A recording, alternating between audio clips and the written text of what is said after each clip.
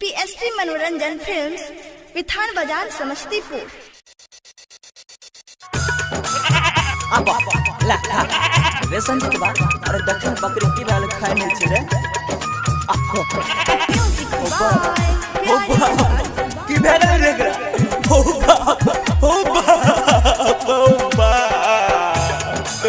की भेगल बकरी हो पटाई भागांगल बनर हमरे कपाल में ठोकल है की बड़े बड़ा कड़ी काले छे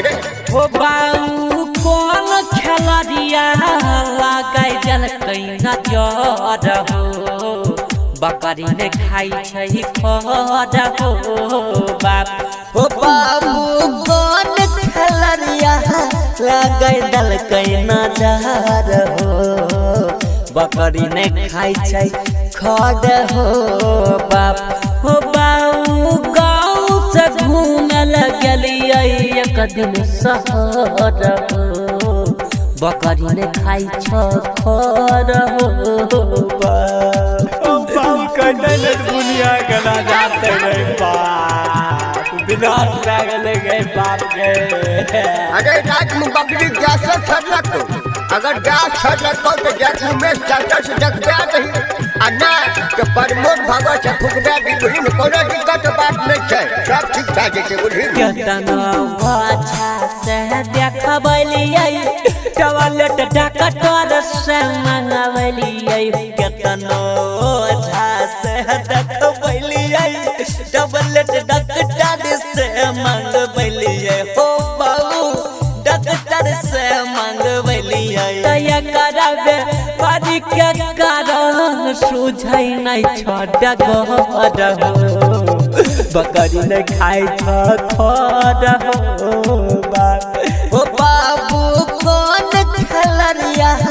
लगाई दल कैना जहर हो बकरी ने खाई छै खर हो बाप हो एकरा बिना सुन लागै छी कैर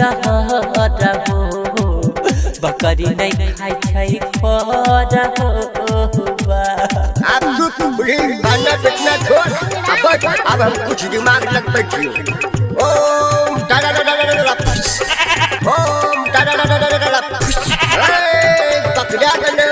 एकरा बरका डरे तो बना बटू ढका देले छो एकरा छोड़ के दोसर बकरी पटिया में को है लोग में एकरा ओने नहीं भेज रहल छो तजे के करबलियै कसरा राइटर प्यारे जी से लेलियै भाड़ा जाके करबलियै कसरा राइटर प्यारे जी से लेलियै भाड़ा ओ बाऊ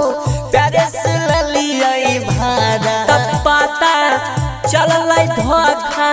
देलकै कोरोना भर हो उहे से नहीं खाई छै खर हो बाप हो बाबू कोन खेलरिया लगाई दल कैना जहर हो बकरी ने खाई छै खर हो